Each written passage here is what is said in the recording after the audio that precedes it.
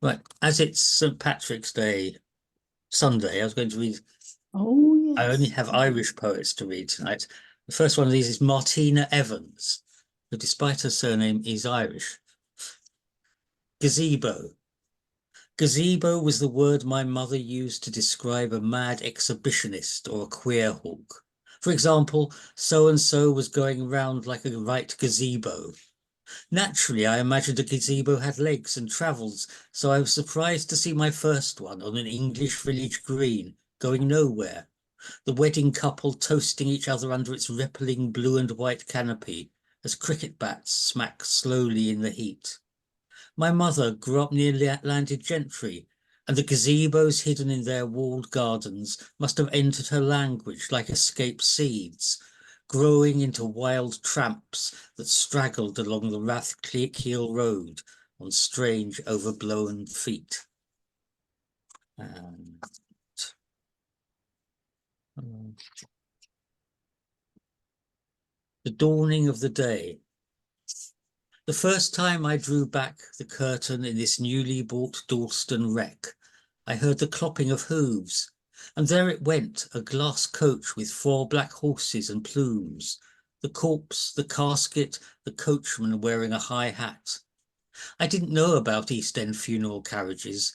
Then they became a regular sight, disappearing into Our Lady and St. Joseph's Catholic churchyard with their mum and dad wreaths, or once a piper in a plum velvet cloak stopping traffic as he played the dawning of the day.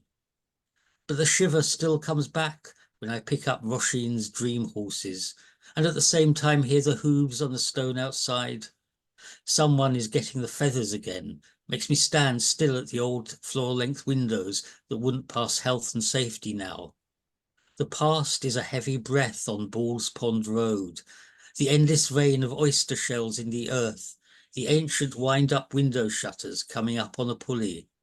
The fear of being buried alive inclines me towards cremation, and the garden would be the right place for scattering, along with Marcel, Eileen, Murphy, and Alice's kittens. Fitting when I have worked so hard to fertilize that piece of ground. It's a comfort and a horror every time I hear the coach clatter. There's a couple of poems from Martin Evans. Right. Vivian, do you want to read next? There we go. I can do, is that, can I do three? Can I do three? Is that all right? On my me. You could do 4 if you Yes. wanted to. No, I don't want to do 4. I want to do 3. I haven't got 4. I've got 3. Five. Okay. I've got 2 of my own and 1 by somebody else. I'll start off with the 2 of my own. The first one I may have read before. It's in connection with the visit I made to the Outer Hebrides a few years ago, and I absolutely loved it and was inspired to write a poem. I've just called it Hebrides. Dark mountains shiver on the horizon. Sea glistens, the smooth surface not relinquishing its hidden secrets from beneath. Mysterious stone circles dot the landscape. Crofts lie abandoned, open to the elements. Both have their own beauty. The distinctive aroma of peat is everywhere, still used as winter fuel. The old ways continuing here, though all around has changed. Magnificent sandy beaches stretch for miles, with not a soul to be seen, except the odd cow sunbathing. The rocks tell their own story. Banded gneiss and granite outcrops litter the beaches, charting the history of these unique islands, unlike anywhere on the mainland. Mountains, lochs, wild scenery, not unlike the surface of the moon. Weather changeable in minutes, from a beautiful sea to an angry one. The Hebrides seduce you, entice you back again and again. Part of Britain, yet like a foreign land. My second one, I can't remember the inspiration for it, but anyway, I called it Calm Waters. I walked down to the riverbank. I looked, I watched, I saw. A peaceful scene. Fish flitting about. Pebbles washing along with the current. Boats glided by. The V-shaped wake making waves spreading to the bank, where they disappeared. I heard birds calling to their mates from the treetops, then with a soft whoosh glided gently down to the water, where they settled before dipping their heads to feed on unseen treats. As for me, I found a seat where I could continue my musings and have a picnic next to calm waters. Okay, and my third one is kind of a continuation of this one, or the poem I just read, but it's a poet I really like, who I discovered quite recently, Owen Shears. He's a Welsh poet. So sorry, Peter, he's not Irish, but he's... Anyway, it's called Winter Swans. The clouds had given their all. 2 days of rain and then a break in which we walked. The waterlogged earth gulping for breath at our feet as we skirted the lake, silent and apart. Until the swans came and stopped us, with a show of tipping in unison, as if rolling weights down their bodies to their heads. They halved themselves in the dark water. Icebergs of white feather paused before returning again, like boats righting in rough weather. They mate for life, you said, as they left, porcelain over the stilling water. I didn't reply, but as we moved on through the afternoon light, slow stepping in the lake's shingle and sand, I noticed our hands that had somehow swum the distance between us and folded one over the other, like a pair of wings settling after flight. Okay, that's all. Thank you. No, thank you. That's a lovely set of poems. Thank you. Oh, thank you. All right, I'll shut up then. Thank Mohammed, do you want to go next? Yes, indeed, I do. Yes. Good evening to you all, and it's good to be with you, with all the poetry going around. I love this atmosphere. I was just counting how many years it's been since I met Peter, and since the first time I went to a Poets Anonymous meeting, it's been Many. nearly 22 years, nearly 22 years. That long. Right. I want to. Man and boy. Yeah. So basically, today I want to read out a few of my poems. The first two, they're haiku. They've been published in HQ, haiku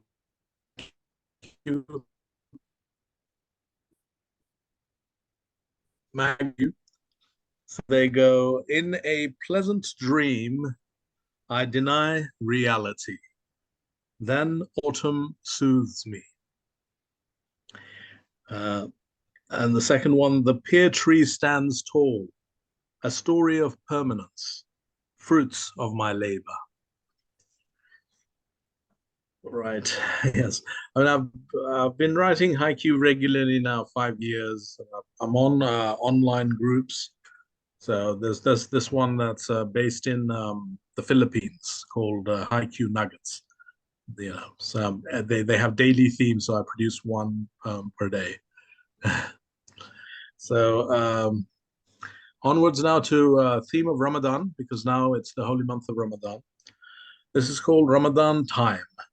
Ramadan here with a mighty surge. The bubbles and foam of the bay emerge. 100 butterflies fly in summer concept. Supplication from above for cupped hands. The breakfast apple lies in the bowl in red. Skies stay stubbornly grey, spread open with dulled clouds. Ramadan with a song of glory for Allah. He is supreme beyond 1,000 worldly things. the sun decides to shine in our hearts. And yes, the third one for today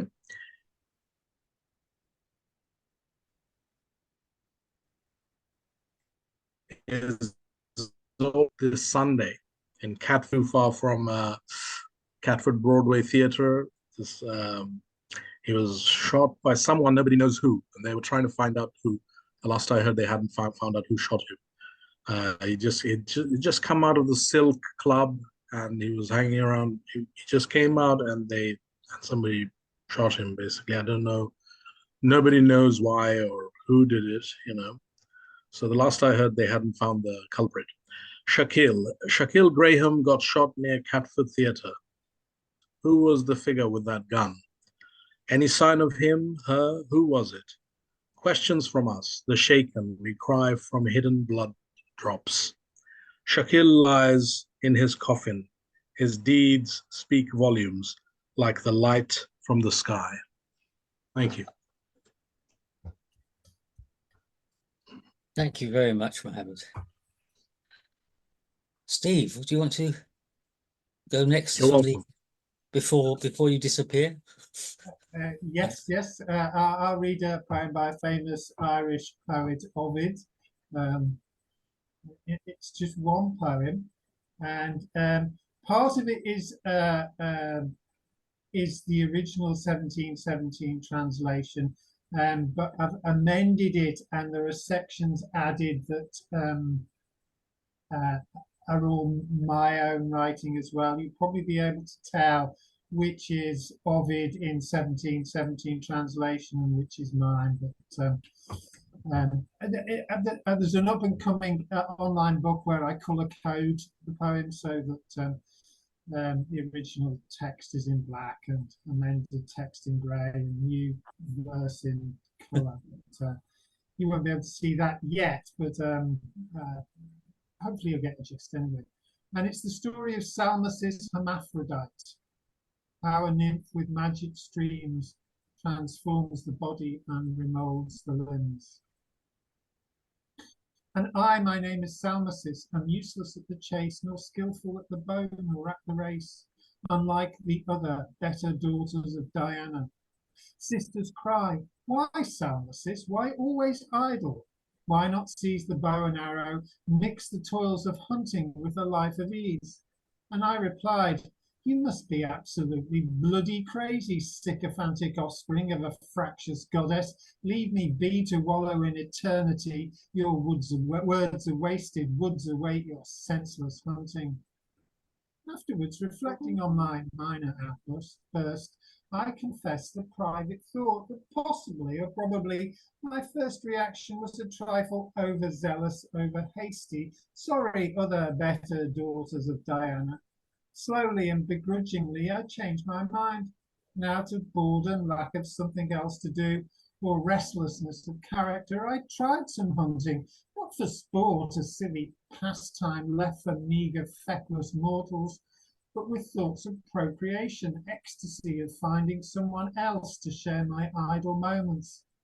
Then one day I spied a boy beside a lake, and longed for what I saw in him. Bright golden-headed youth, I cried, whom all thy features prove a god, and if a god, the god of love. But if a mortal, bless thy nurse's breast, blessed are thy parents and thy sisters blessed. But oh, how blessed, how more than blessed thy bride, allied in bliss, if any yet allied. If so, let mine the stolen pleasures be, if not, behold the willing bride in me. He blushed, and blushing was becoming. Hold me in your arms, I cried. Slow down, you rude uncivil nymph, or I'll be gone, the boy replied. Fair stranger, then it shall be so. I feared his threat, of course I did, and stopped and sat beside the bank, but still in sight. And gradually he cast away his flimsy garments, godlike beauty, godlike hue, and all his features now exposed to view. My cheeks were flushed, my eyes were opened wide. I longed, I burned to clasp him in my arms, with looks and sighs and kindle all his charms. He leapt into the lake, exquisite limbs the silver waves divide, his arms and legs look even finer dressed amongst the tide. Come in and swim with me, he cried. I threw off all, and after him I dived and fastened onto him and held him close. He wrapped me in his arms and legs, and then we swam and kissed and restless played together. After this, we prayed together. May the gods thus keep us joined, and may we never part again. Nor did we pray in vain. We pressed, we squeezed, and as we did, grew closer cheek to cheek. We swam as one and merged as one, as when the stock and grafted twig combined shoot up the same and wear a common rind. Both passions in a single body mix, a single skin enclosing double sex. I'm lost in him and he in me. We played some more and prayed again. Diana Huntress, in the woods you reign. We have not prayed to you in vain. Your better daughters followed in your wake, while half of us, as Salmacis, reposed upon the banks and swam in solitude until she found her mate, her man, Hermaphroditus. Thank the gods she listened to her better sisters. Now we are a man of parts and woman too, a perfect couple, thanks to you. Oh, grant that those who swim these streams, if woman enters, she may rise half man. If man jumps in, he'll swim enjoined by woman. Supple, muscled, half and half, the best of both, Diana answered, whispered to her son and daughter, double devotee, and gave a secret virtue to the flood, and flavoured water's magic source to make the couple's wishes good. Imagine if, I think you could, a metamorphosis of sorts had not occurred. If Salmacis, instead of sitting by the lake and contemplating better sisters' sound advice and formulating from their thoughts a new approach to life, as if the sisters were adapting Hegel's dialectic for a line or two of verse antitheses, and Salmacis a thesis waiting for a moment, changing into synthesis, reacting to an opposition, what would happen? Nothing much. Imagine, if you can, a scene equivalent to this example on a somewhat grander scale. Creation sadly cancelled out. The particles will wander around in blind abandon, and the bang will never happen, though there might be smaller bangs, as Salmacis considers, then dismisses outside influences, castigating bad advisors, better sisters, part-time harpies, good for naught, except their poor excuse for thought they called advice. Imagine then this universe that never was, surrounding us in awful uniformity of nothingness, and thank your lucky stars we're not a part of it, instead of part of happy endings such as this, where metamorphosis can happen.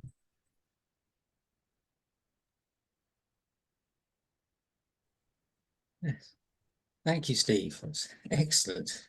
Is it being published in paper form as well as being online? There's a smaller pamphlet collection published by Anna Mikiewicz last year, Yeah. and that, I think this is in an earlier form, but the online version is the one I'd recommend, because it's free and it's just bigger and more developed.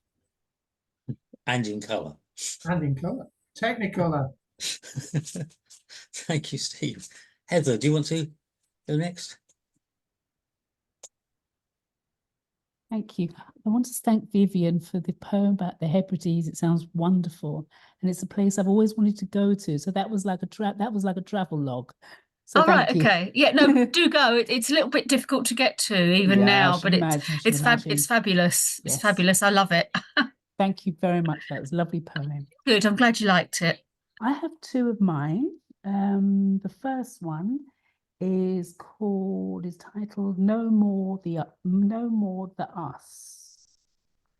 In his ears a pelting of words, in her eyes a flooding regret, in his movement stiffened limbs, in her heart a mourn begets, in his hand a stretching fist, in her sighs a weary breath, in his jaws a silenced groan, in her wishing a moment's death. What happened to that day of love, when loving people came and watched, warm smiles witnessing beauty of this once blushing bride and her lucky catch? This lawyer's table now the divide between this once blushing bride and her once lucky catch. That's the first one. The second one is called The Homeless Boy. My words are muted by his hollowed stare. Such focus has he on the ground which sees him. This glumness borrowed whilst fraying at edges. Many feet pass, yet his eyes stay quietened. His darkness now wrestles with the morning glare, before finally rising to a regretful standing. He hears, sees, and pays me no bother. What sprite is at play that ails his fortunes? I yearn to reach out, but do not dare. For his dullness grinds at a soul now vexing. No pride does he have as he fondles the key that dangles from a scrawny neck to his new lodgings. Possessions we pamper, such is our care, spanning the needs and waxing the wanting. Things of comfort of which he knows not, yet aware is he of the ills which comes with the burden. I study his gaunt as he leaves his lair, dark, damp corners once housing torn bedding. No joy is seen in eyes now emptied, forlorn does ink at his old dwelling. Others now gather to greet this despair, but no spur of words can bury his grieving. He shuffles off with a sigh and a sorrow to a life now with a roof, yet carrying frustrations. That's it.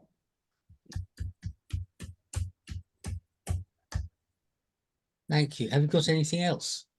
Not this half, but the second half, I'm going to see if I can dig out some Irish poets like you. I didn't realize, I forgot it was Guinness Day on Sunday. I'd just dig out the poems, not the poets, because you could get in trouble digging them out. Thank you. Yeah, true. Yes, Nick, do you want to go next? Yeah, I've been buying some poetry books and been given. So this is by the Irish poet known as Kazuo Ishiguro. I think he's also done some films in, but it's Gaelic apparently for Joe Green. Could be wrong. And this poem is called So Romantic. You always had a taste for those movies like Casablanca and Song of My Heart, where a complicated world or the call of adventure forces true lovers to part. When the hero turns his back so stoically on all the happiness they might have had, you always considered it so romantic, but I just considered it sad. It was so like you to choose such a moment, the sun setting over the square, a pavement cafe, the local children at play, the sound of an accordion somewhere. You suddenly said fate was pulling us apart. Then you shrugged like there was nothing more to add. I suppose you considered that so romantic, but I just considered it sad. Perhaps you're living in America now. Perhaps you're in Timbuktu. A small part of me, even after this time, has never stopped waiting for you. To live in this state of hoping, when hoping seems so utterly mad, I can't help but consider that so romantic, though I know I should consider it sad. It's a beautiful book as well. It's got fantastic illustrations in it.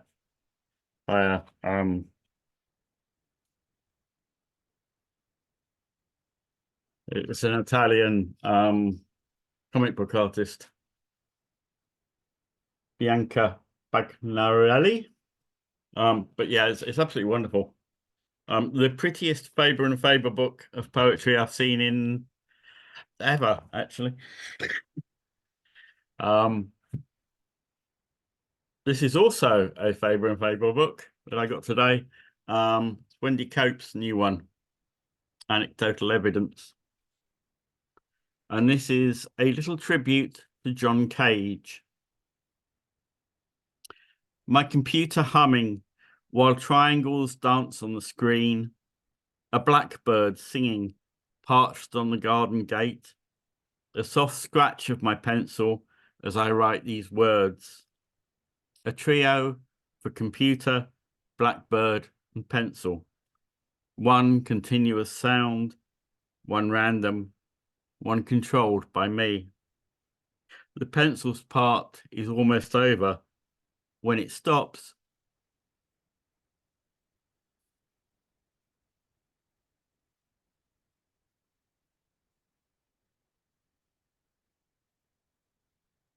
and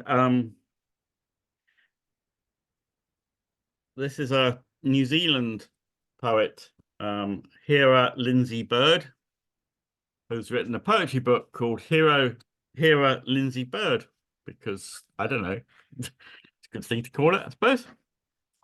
And this poem is called The Dad Joke is Over. A terrible, horrible thought, but quite a good poem, I think. Sometimes when a great civilization is too prosperous for too long, when a great civilization marked by rapid periods of economic growth and decline expands beyond its own conceptual limits and ventures into the uncharted space beyond what is funny. Sometimes when there exists too much of a good thing and the market is oversaturated with cringing and years of puns have blighted the emotional landscape, a great empire can fall and laughter grow up from the ruins. Sometimes there are dad jokes and they can't take the heat, wandering from setup to setup in their glistening barbecue aprons. Their punchlines wither and dissolve in the shimmering wetlands of contemporary stand-up, like snowflakes upon the grill, leaving only questions. Like, how many women does it take to change a joke format? Or knock, knock, and nobody answers. But the black wind of fate. The time of the dad joke is over, and things are getting al fresco. Their punchlines converted into anecdotes and refurbished with a Tuscan feature wall. It's a time of the mother joke, and you wake to find a deer carcass in the garden, Nothing on the Wind by Elizabeth Arden. Sometimes you wake up in the cold light of a new era with the unerring certainty that your life's work is just for sham. Like, what do you get when you cross a joke with a poem? Or if a punchline falls in the forest and no one is around to hear it, is it time to stop telling jokes in the forest? I like to commit the sympathetic error of meaning all my jokes, but still, I do not think that poetry should be saved. It should be like an attic in sunlight with the bats scrubbed out. Like, you can buy this book and then set fire to it for free. The time of the mother joke is upon us, and you look exactly like Scarlett Johansson. You never looked like Scarlett Johansson before, but here, in the time of the mum joke, you do. You walk deeper and deeper into the setup with your vague celebrity impressionism and can sense a punchline, and it's getting closer. When I was young, my mother couldn't afford brand name jokes. All we had to laugh at was the unceasing bitterness of life. Even now, I am compelled to laugh in the face of heartbreak, but when a witticism is made, the mother joke is here, and the punchline is, there is no punchline. It's gone beyond the format of a joke and is in your blood. Everything is wrong, but you can't stop laughing. Ancient punishments repeat themselves like nunchucks on a nursery frieze. The mother joke is here, and there is no punchline. This is a poem, not a joke, and the only way out is death. You stare and stare at your vast superfluity of life. It stretches out beyond itself, like too many razors on a kite tail.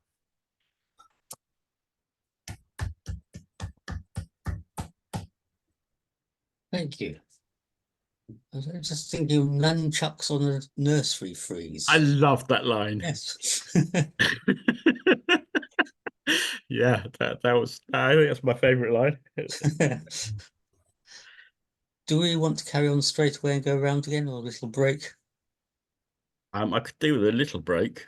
Okay, so we have a little break. Yeah. 5 5 minutes? minutes? Five? Yeah. Yep. Right, I'm going to read a couple of poems by Yeats. The first one, The Wild Swans at Cool, I think the Owen Shears poem bears quite a lot of similarities to it. The Wild Swans at Cool. The trees are in their autumn beauty. The woodland paths are dry. Under the October twilight, the water mirrors a still sky. Upon the brimming water among the stones are 59 swans. The 19th autumn has come upon me since I first made my count.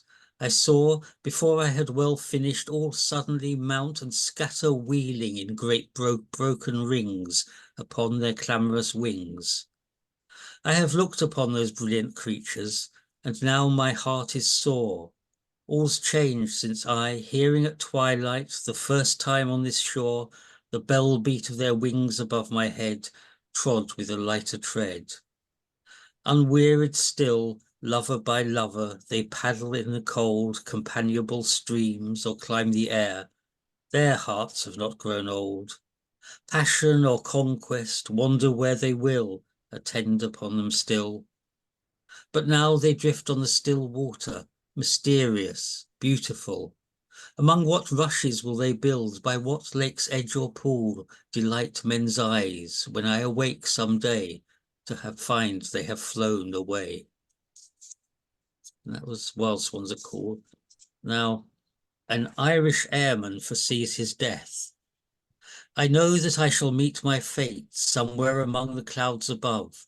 Those that I fight, I do not hate. Those that I guard, I do not love. My country is Kiltartan Cross. My countrymen Kiltartan's poor. No likely end could bring them loss or leave them happier than before. Nor law nor duty bade me fight, nor public men nor cheering crowds. A lonely impulse of delight drove to this tumult in the clouds. I balanced all, brought all to mind. The years to come seemed waste of breath, a waste of breath the years behind, in balance with this life, this death. And Martina Evans wrote a poem, The Irish Airman Parachutes to Earth. So a pastiche of the Yeats poem. I know that I shall meet my fate somewhere near the ground, perhaps a basement where I sleep now. I can't see the moon there except in June, when it rides so low I put my 2 rough gardening hands on the window frame, peering out to the left where it appears between 2 buildings, and I can't decide if it's flashing a signal or trying to hide.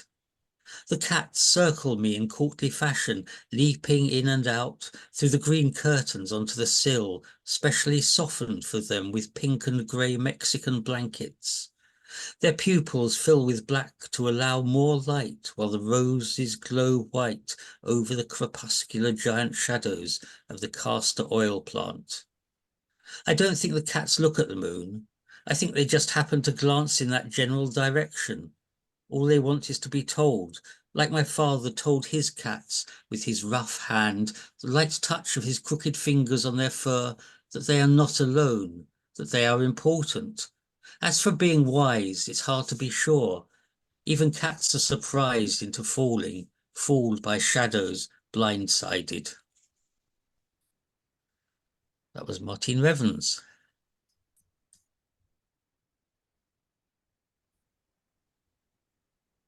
Vivian, do you want to go next? Yes, certainly. Well, I've got two. We've just become a member of the Wallingham Poetry Group, and we've just produced a new booklet. Oh God, I'm not very good at this. And I've got two poems in there of mine. Well, I've got a few poems of mine in there, but I'm going to read two of them. First one, it's called Mother. I feel your presence when you sense I need it. Not a physical body, but an awareness that you are still around. Like you always were when any of us had a problem or were in trouble. A welcoming pair of arms to hug away the pain. My memory of you remains strong, never far from my thoughts in everyday life. You are still very much a part of my existence, the reason I am here, carrying on against the odds. Your strength helps me to carry on, like you're still looking after me, which in turn gives me hope, the will to pursue my goals. I often think about you, want to ask your advice. I feel the emotional connection, but you are unable to reply. Okay. And the other one I wrote, it's sort of continuing kind of my love of geology and rocks and things, and it's called Jurassic Coast. The Jurassic Coast with fossils galore, tottering cliffs of clay, shale, green sand and chalk. Folded, contorted rocks along this coastline, layered like a giant cake. Beaches covered with stone. Buttresses of quarried limestone surround the island of Portland. A sheer drop to a sloping scree of shattered and discarded rock. This 95-mile stretch of coastline contains sheltered coves and tumbled rocks, sandy beaches with piers, boats and beautiful gardens. Cream teas and ice creams are the order of the day, with its sunny, mild climate. Everyone enjoying the epitome of a British seaside holiday. First made popular in Victorian times, the English Riviera now has it all. From Bournemouth to Plymouth, resorts now thrive. An exclusive piece of real estate describes this exotic coastline. Could be part of Mediterranean shores, but the English Riviera makes a pretty good substitute. Thank you. With global warming, there soon will be Mediterranean shores, I think. Well, what with Steve talking about the Isle of Wight sinking as well, Yes. I mean. Mohammed? Thank you. No, thank you, Mohammed. Yes, thank you, Peter. Wonderful poems, Vivian. Really enjoyed. Thank you. This one, the first one is Under the Forsythia. My wife and I, we got off the bus and we were walking under the local Forsythia bush, and I thought I would just write straight away afterwards when I got time, and it would be about something about the Forsythia bush. Under the Forsythia, two lovers, hands locked, soft light of a cold spring, cars plying the road, wheels on concrete, a constant drone, also a prelude to murder. Forsythia yellows overhead, fond thoughts in the heads, a light of love burning in blessed isolation. Steps towards the house of calendars and timepieces, glad confirmation of the whole world. The flowers decide there will be no end in sight, focuses.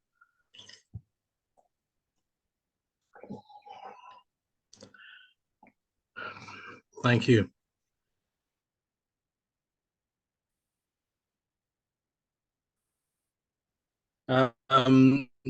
Years ago, I suppose. It's a date dated September 1977, Harold Pinter, at Denmark Hill. Brief poem. Well, at least you're there, and when I come into the room, you'll stand, your hands linked, and smile, or if asleep, wake.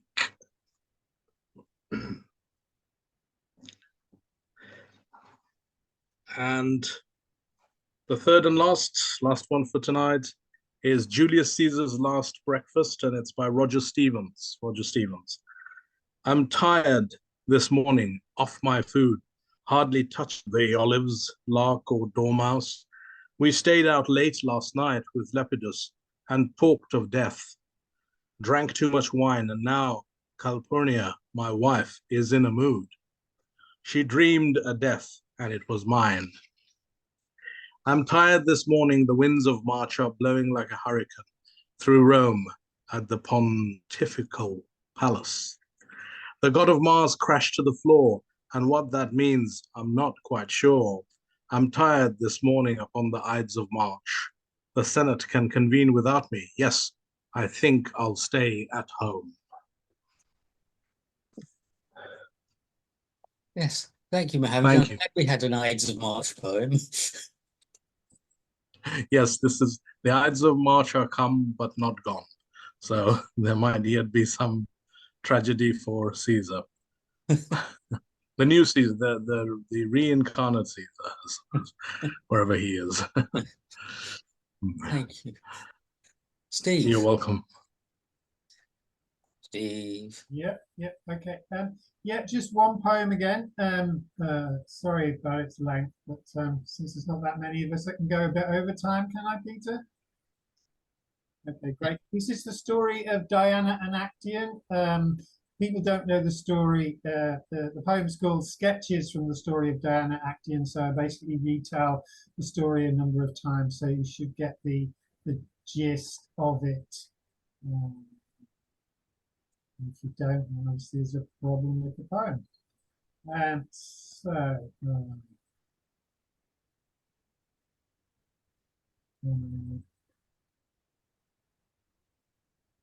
sketches taken from the story of Diana and the hapless Actaeon.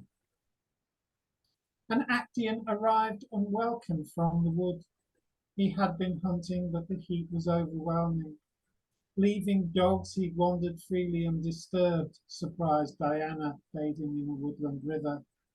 She at first was unperturbed, or so our foolish hero thought, but then she turned and cupped her hands with water waiting for its moment, taking over, overflowing, splashing, soaking Actaeon. He froze in sodden silence, then Diana spoke. I doubt you can, but try to see if you can speak. She watched him then by slow degrees, transformed from man to animal, from perfect past to dreadful present. Rising horns on either brow he wears, and stretches out his neck and pricks his ears. His skin is rough with sudden growth of hair. His bosom pants, his heart is full of fear. Transformed at length, he flies away in haste, and wonders why he flies away so fast. But chance would have it, at a nearby brook, he sees his branching horns and altered look. Poor Actaeon, transformed and all alone, he tries to speak and manages a groan. And as he weeps within the water's glass, he sees his tears in silent passage pass, run trickling down a savage hairy face. He ponders this a moment, turns and spies his hungry hounds, and soon he hears their cries. A mighty pack maintained and bred for chase, to sniff the vapour in the scented grass. And bounding off in fear, he swiftly runs past craggy mountains and the barren plains. In vain attempts at shouting, he proclaims his new misfortune, telling all his name. But voice nor words the brutal tongue supplies. From shouting men and horns and dogs he flies. And now the fleetest of the pack that press close at his heels spring up before the rest, and fasten onto him. Another pair hang on his wounded haunch and hold him there, till all the pack surrounded, each in turn, tear at the huntsman wounded on the ground, who now appears an all-embracing wound. And Actaeon, our hapless friend, was eaten by a pack of dogs, and what was worse, they were his dogs. The story was he was transformed into a deer, and circumstances followed up from there. He fell and was consumed, and at the end his head, which had become a stag's with horns and hairy nose, became poor Actaeon's once more, became a master's head. His hounds ignored this sudden metamorphosis, continued eating. This he saw, observer of his own demise. I heard the chorus call it fate, while others cited providence, and said the woods that Actaeon had entered never should be entered or deflowered. Not that he, in going there, was picking flowers, not that we're aware at least. And Actaeon one day began to walk in woods where heat was less, though insects buzzed. He heard a sound, a running stream, and eager for a swim, he turned towards the sound, which then transformed to gentle laughter in the wind. And still he wandered further in, beyond the pine, the fir, the ash. He felt his feet caress the grass. And out of rocks fresh waters trickled, swelled into a running stream, so well that nature played its part and matched the best of mortals' art. Diana huntress, here escaping heat, delighted bathing in the cool retreat. And fate was waiting, making echoes in the ancient undergrowth, and in the hollow of her hand, and on the hunter's head a splash. A word was said, and Actaeon began by slow degrees to turn into a stag. My dearest dogs, the best of friends, I hope this message finds you well. A certain sense propels you on towards my innards, inside out, al fresco dining for the masses, albeit the quadrupeds, a feast in final forest moments, by a lake, beside a stream, and past the pine, the fir, the oak, each bark particular to touch, the textures stuck in memory. But what you're eating isn't deer, although it is for me most dear, not venison, but Actaeon, all falling out, all falling silent. In the woods the insects buzzed, oblivious to other music, carried on their daily labour. Leisure let the poets wander. Sparkle shone inside the forest, seemed to draw their waking thoughts. The grass beneath their feet grew softer, branches rustled in a zephyr. By a lake they saw a sight they never should have seen at all, reflecting on a shining surface like a mirror or a shield, or even on a mobile phone. There was a splash and angry voice, but more than this they did not know or understand. Their senses dulled, they staggered back inside the wood. The grasses turned to sand and stone where nothing grows. The trees closed in, the branches lowered, scratching skin. They ran, but found they could not run. They saw, but what they saw was less. They stumbled, sank into a grove of stunted oaks, and on their knees they felt the acorns underneath and knew they had a better chance of growing old.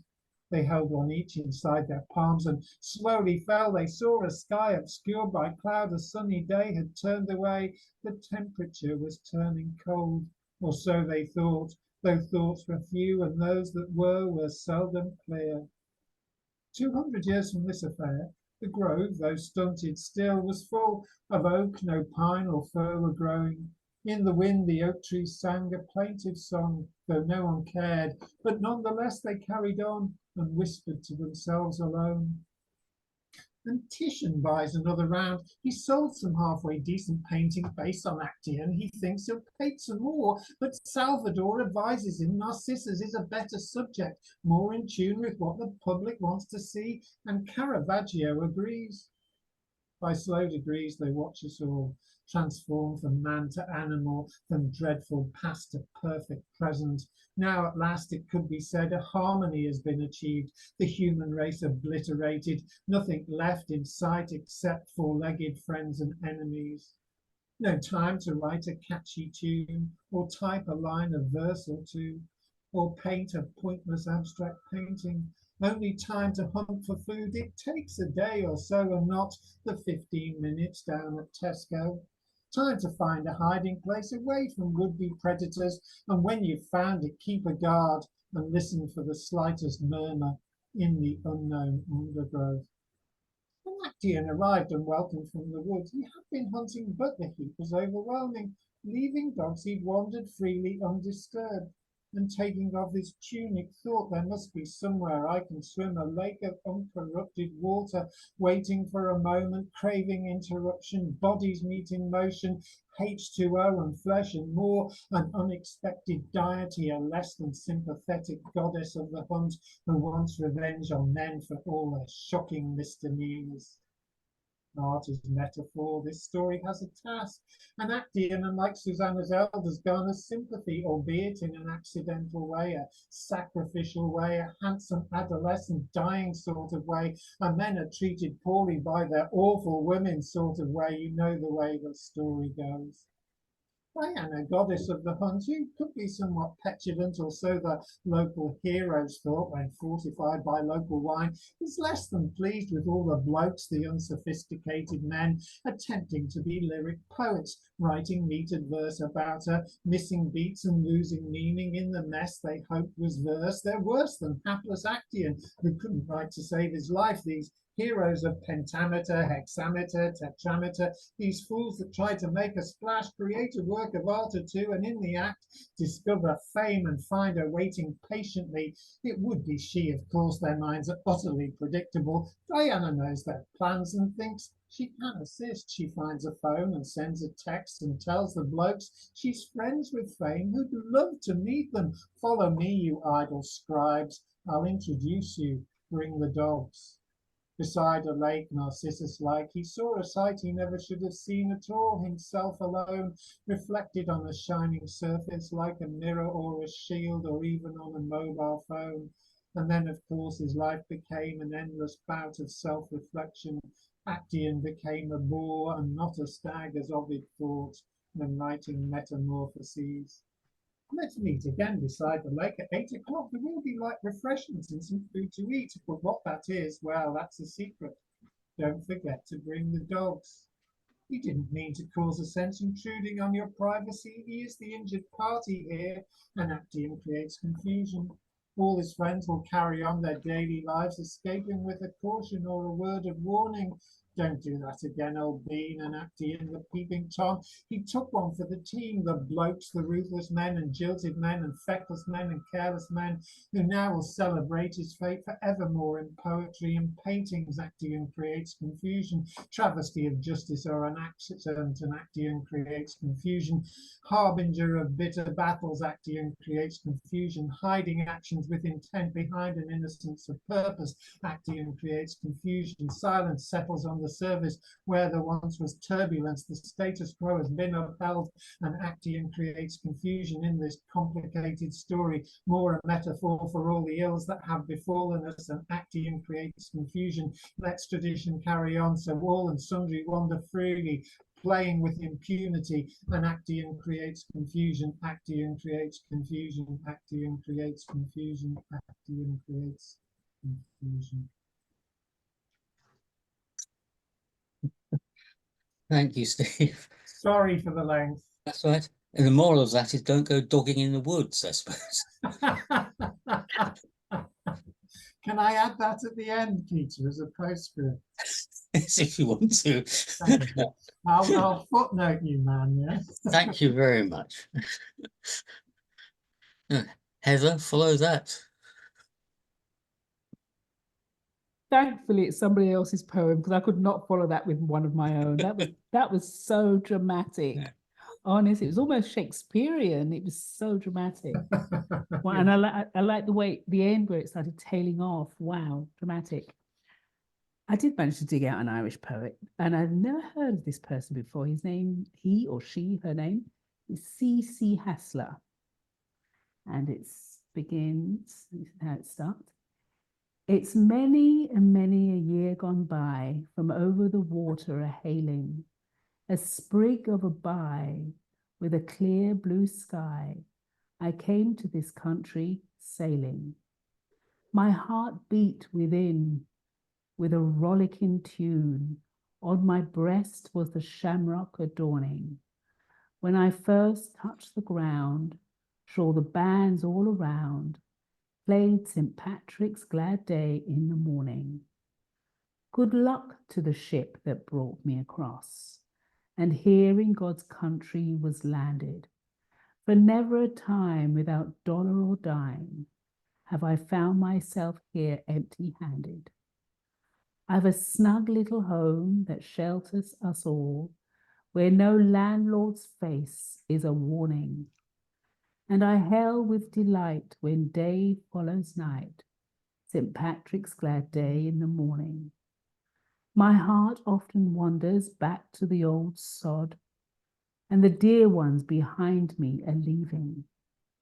But while others above I should this land I love, sure, it's not to go back I'm a-grieving.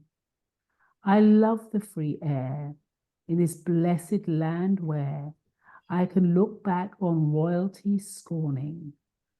And as the band plays, I can welcome the day, St. Patrick's glad day in the morning. And that's it.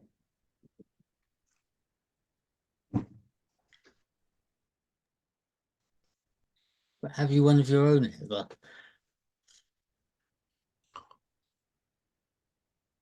No, you're muted.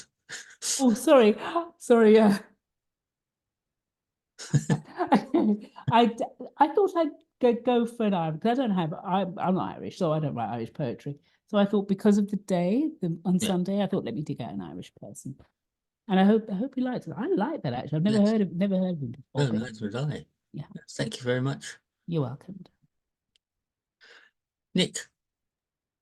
Right. I also got a new poetry book by this chap called W.B. Yeats, which seems to be appropriate since we're doing Irish poems.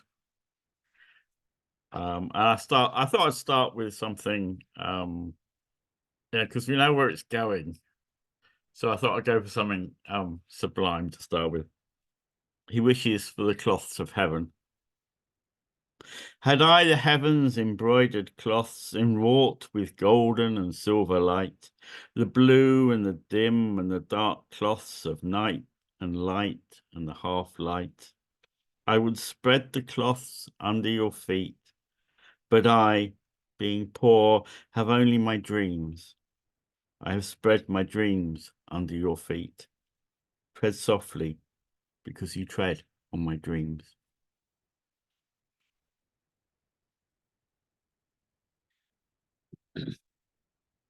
So I think we got some idea of my poetry taste lately. So I also got this book called Japanese Death Poems, because why wouldn't you want lots of poems written by Zen Buddhist monks and haiku poets on the verge of death? Because apparently that's a thing. They know in Japan when they're going to die, and they write a little poem to capture the moment, which is lovely. And not at all macabre, really. Apart from the ones who are writing them just before they commit ritual suicide, they're a bit kind of. Anyway, so I thought I'd just read a couple of these. Had I not known that I was dead already, I would have mourned my loss of life. One day you are born, you die the next. Today, at twilight, autumn breezes blow. Both the victor and the vanquished are but drops of dew, but bolts of lightning. Thus should we view the world. So there's lots of quite interesting stuff in there. Some of it's quite depressing, but a lot of it actually is quite uplifting. And then for some New Zealand poetry, I thought I'd read Bill Manhire, who's a tremendously famous New Zealand poet who writes really nice stuff. But you wanted the other one, didn't you? You can read both. Oh, maybe. Keats is dead, so fuck me from behind. Keats is dead, so fuck me from behind. Slowly and with carnal purpose, some black midwinter afternoon, while all the children are walking home from school. Peel my stockings down with your teeth. Coleridge is dead, and Auden too, of laughing in an overcoat. Shelley died at sea, and his heart wouldn't burn. And Wordsworth, they never found his body. His widow, mad with grief, hammering nails into an empty meadow. Byron, Whitman, our dog crushed by a garage door. Finger me slowly. The snowscapes of your childhood. Our dead, floating just below the surface of the earth. Bend me over like a substitute teacher and pump me full of shivering arrows. Oh, emotional vulnerability, Bosnian folk song, birds in the chimney. Tell me what you love, and when you think I'm not listening, what if Stevenson's mother is calling him in for dinner? But he's not coming. He's dead too. He died 60 years ago, and nobody cared at his funeral. Life is real, and the days burn off like leopard print. Nobody, not even the dead, can tell me what to do. Eat my pussy from behind. Your man hire's not getting any younger.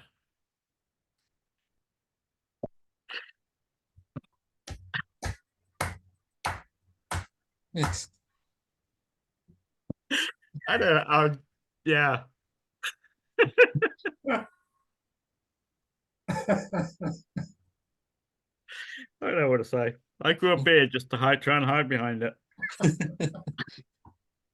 But I'll That could be another line from the poem, but it could be, couldn't it? I will I'll just shave that off now. Oh, can't find them. Where'd it go? There we go. Get rid of that. And the eyebrows. There we go. Back to normal.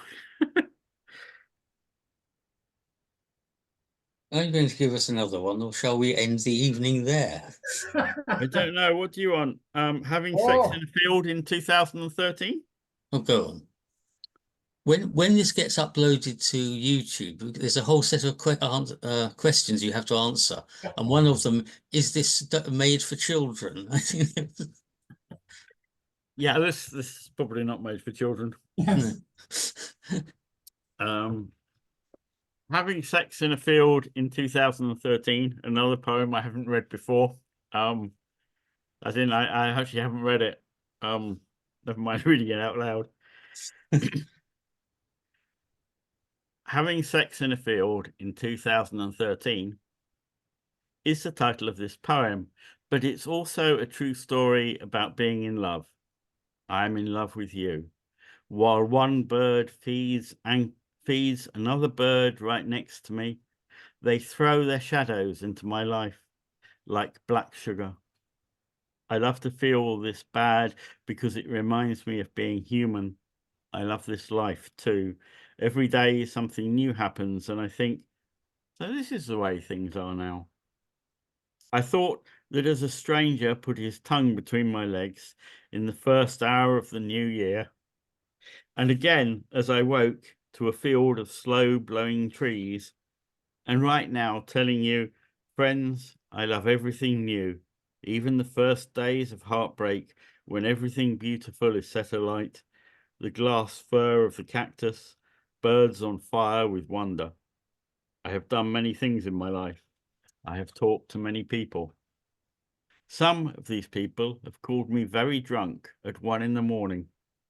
These people are my best friends. They are like miles of snow to me. When I listen to my voicemail, I can hear one of them saying, "Did she just hang up on us?"